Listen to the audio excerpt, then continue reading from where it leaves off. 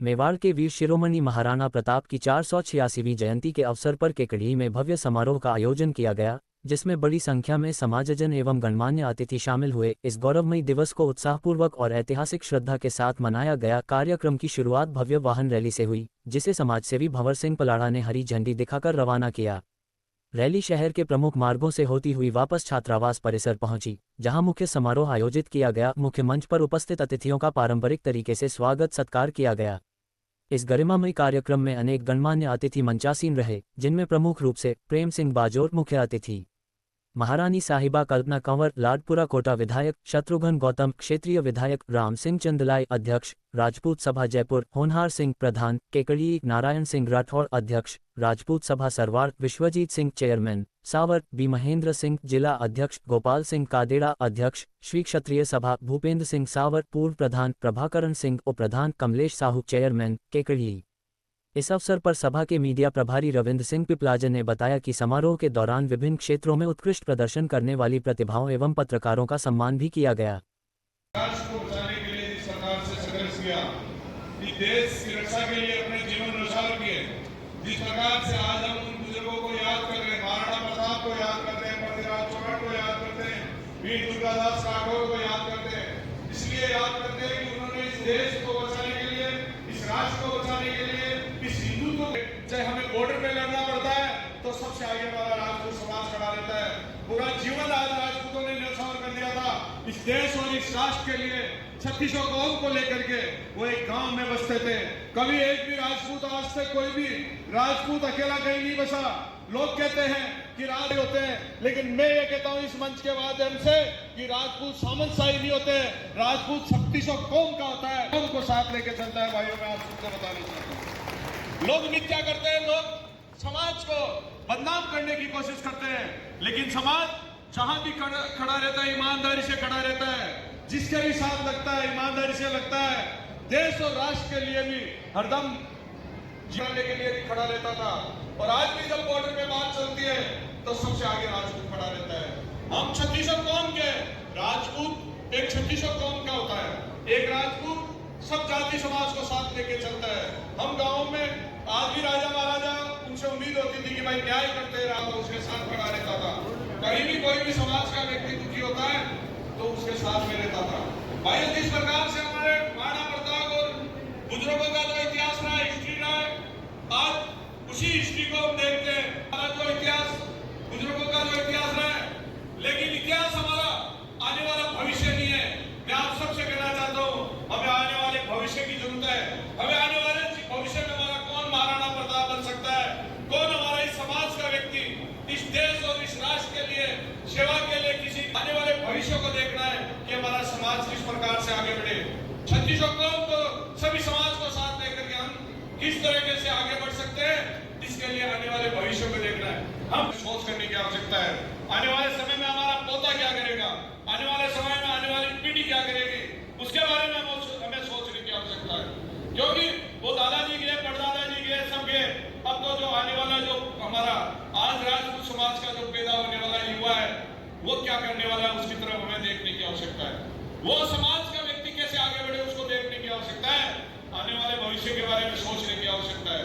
भाइयों, धीरे धीरे हमारे राज के, पाट के, सब के, आज भी हम हमारा टरका नहीं छोड़ते। हो सकता है राजा भी गए, महाराजा भी गए, राज भी गया, जागीरिया भी गई, सामान भी गया, अब हमारे पास कुछ नहीं बचा है। अब अगर हमारे पास बचा है तो ये मान सम्मान बचा है, और इसको बचाने के लिए हमें कुछ क्या करना है, वो हम सबको करना चाहिए। क्योंकि आज हम उसी फरके को लेके बैठे रहे कि ठाकुर साहब अगर गढ़ में बैठे रहे और लोग आते रहे, ये लोकतंत्र है, इसमें कोई ऊपर गढ़ में कोई नहीं आने वाला। आप गढ़ के नीचे जाओगे तो लोग आपके साथ खड़े मिलेंगे, गढ़ के ऊपर कोई नहीं मिलेगा, आपको मैं बताना चाहता हूँ। इसलिए हम आने वाले भविष्य को देखना है। भविष्य हमारा आने वाला भविष्य तय करेगा कि हम किस प्रकार से आगे बढ़ सकते हैं। इसलिए हमें सोच करने की आवश्यकता है। जीवन से सीखा जाता है, जिनका नाम लेते ही देश में नहीं पूरी दुनिया में जिन्हें वर्षों हो गए, सदियां हो गई, लेकिन फिर भी महाराणा प्रताप का नाम सम्मान से लिया जाता है।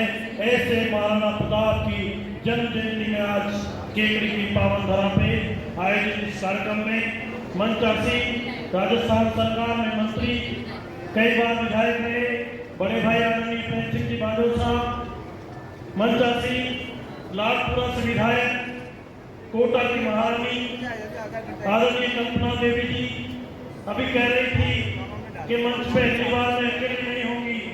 एक महारानी महल से निकल के और अंतिम छोर पे जनता का दुख दर्द क्या होता है इसके लिए प्रत्येक उदाहरण है कल्पना देवी जी, जिन्होंने ऐसे राजघराने में पैदा होने के बाद कोटा में, आप खुद हिमाचल के राजघराने में पैदा हुई, कोटा में शादी हुई और आज भी महल से निकल के और जो दर्द आपके मन में तक, जिनके लिए कहते हैं कि घास की रोटी खा के और मेवाड़ की आन मान शान के लिए जो व्यक्तित्व लड़ता रहा, ऐसे महाराणा प्रताप उनके जीवन से, उनके जीवन चरित्र से बहुत सारी चीजें सीख सकते हैं। हमारे को भी महाराज साहब कह रहे थे कि आने वाली पीढ़ी इस भौतिक चकाचौंध में हमारे इतिहास को भूल गई और ये इस तरह के कार्यक्रम, इस तरह के आयोजित कार्यक्रमों से आने वाली पीढ़ी को निश्चित रूप से प्रेरणा मिलती है कि महाराणा प्रताप के जीवन के चरित्र में जो चीजें थी उनसे हम क्या अपनाएं। अब युद्ध की तरीके जमाना बदला, महाराणा प्रताप का चेतक घोड़ा जिसको पूरे मेवाड़ में नहीं दुनिया में जाना जाता है कि महाराणा प्रताप की आन बान शान के लिए उनकी कितनी विशेषता उस चेतक घोड़े से थी। तो निश्चित रूप से, लेकिन समय की परिस्थितियों के साथ परिस्थितियां बदल गई, युद्ध के तरीके बदल गए।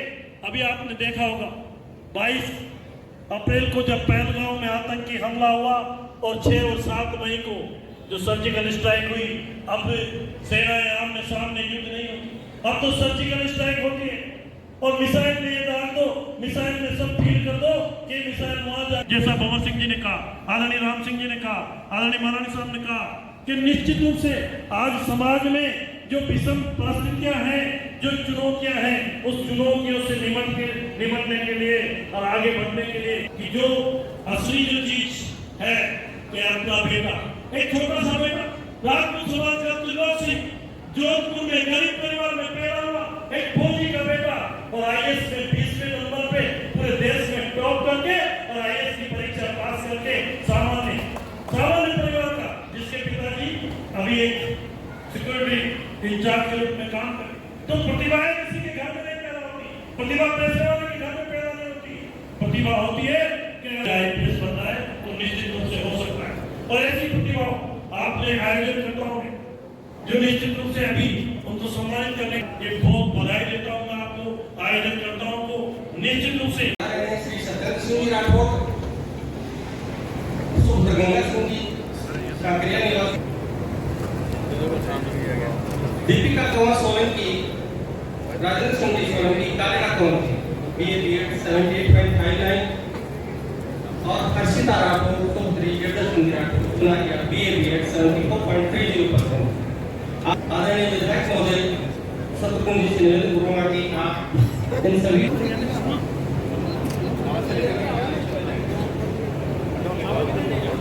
पधारे।